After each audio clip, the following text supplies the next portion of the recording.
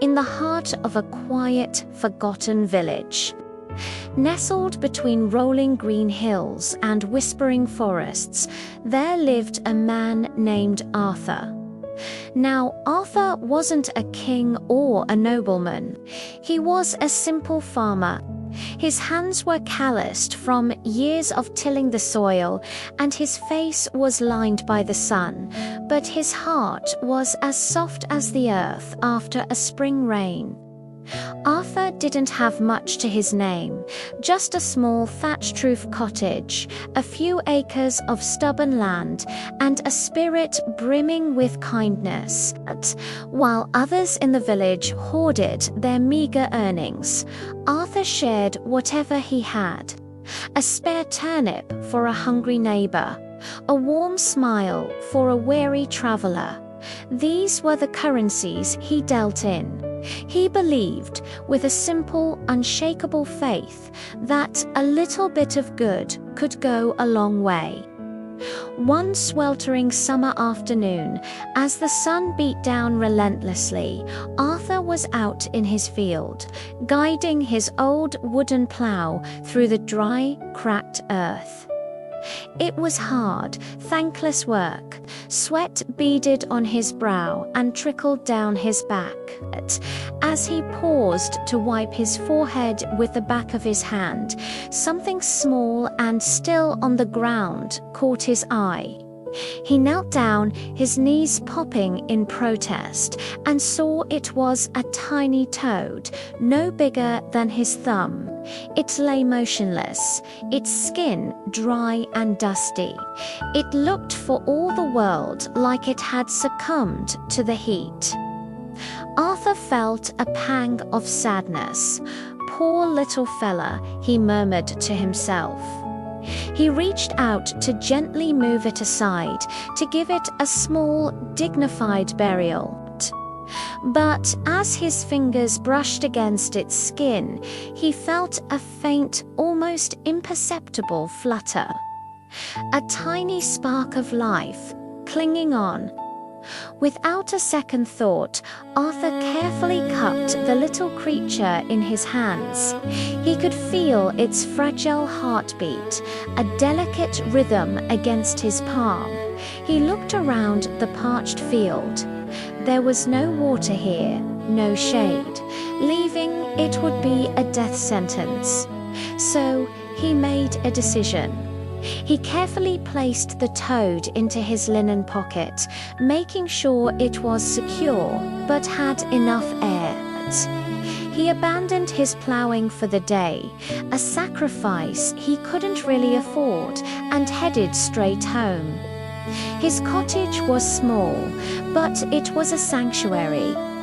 He found a cool, damp cloth and gently wrapped the toad in it, placing it in a shady corner. He dripped a few drops of precious water onto its snout. For days, Arthur tended to the little amphibian. He fed it tiny insects he caught and made sure its little corner was always cool and moist. He'd talk to it sometimes, sharing stories of his day in the fields. Slowly, but surely, the little toad began to revive. Its eyes grew brighter, its movements more lively. It would hop around its little corner, a tiny green jewel in the rustic cottage. The day soon came when the toad was fully recovered, hopping with an energy that brought a smile to Arthur's face. He knew it was time. As much as he'd grown fond of his little guest, he knew its home was in the wild.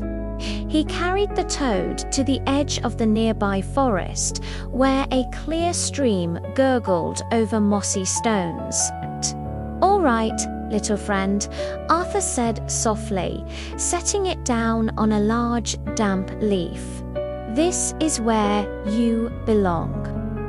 Be safe now." The toad blinked its big golden eyes at him, almost as if it understood. It let out a small croak, a sound that seemed to hold a world of meaning, before hopping off into the dense green undergrowth. Arthur watched until it disappeared, a warm feeling spreading through his chest. He didn't expect any reward. For him, the act of saving a life, no matter how small, was its own reward. Life went on.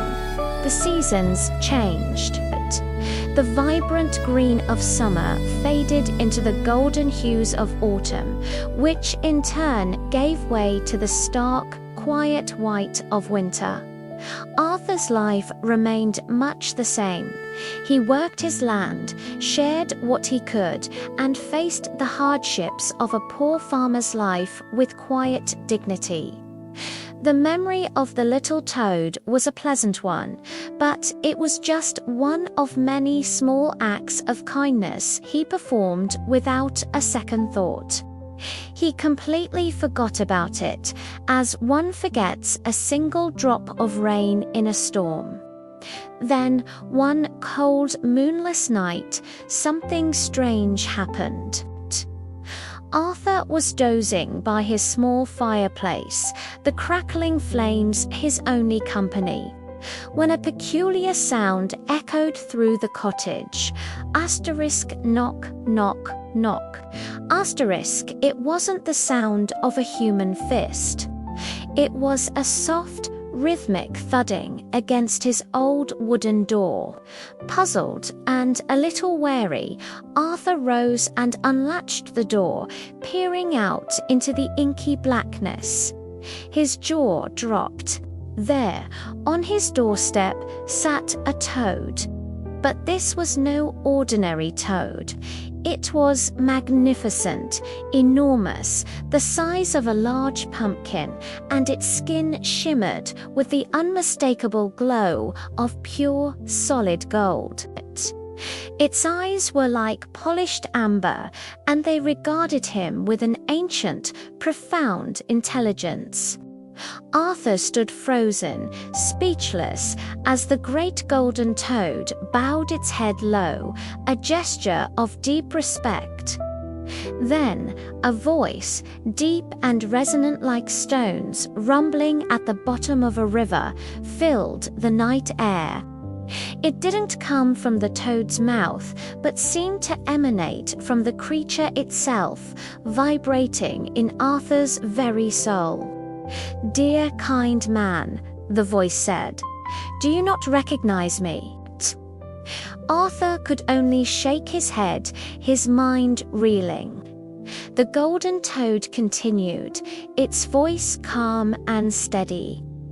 "I am the spirit of the forest, and I am the very toad you saved from the sun's cruel grasp many months ago. You took pity on a humble creature and nursed me back to health with no thought of reward. Your kindness did not go unnoticed." Arthur finally found his voice, stammering, I only did what anyone would have done. It was nothing." The toad spirit seemed to smile, a slow widening of its great mouth. But that is where you are wrong. Many would have passed by. Many would have seen only a dying creature.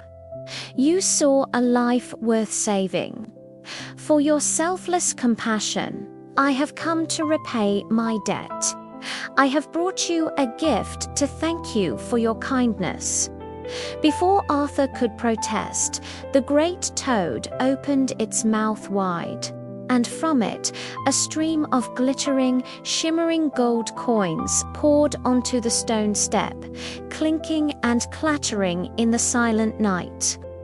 The pile grew and grew until it was a small mountain of treasure, gleaming in the faint light from the cottage. Arthur stared at the fortune at his feet, his eyes wide with disbelief. This was more wealth than he had ever seen, more than he could ever have dreamed of. It was enough to change his life forever. But his first instinct wasn't greed, it was humility. "No, no, I cannot accept this," he said, shaking his hands. "It's too much." My kindness wasn't a transaction, it asked for nothing in return. The golden toad's amber eyes softened. "You deserve this, Arthur," the spirit insisted. "Wealth in the hands of the greedy brings only misery. But in the hands of the kind, it becomes a tool for greater good. Use it well, and always remember this: kindness, true kindness, always brings good fortune." With those final wise words, the magnificent golden toad gave one last deep bow. Then it slowly turned and hopped away, its golden form melting into the shadows of the night until it was gone, as if it had been a dream.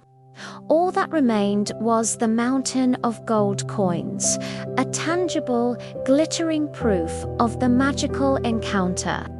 From that day forward, Arthur's life was transformed.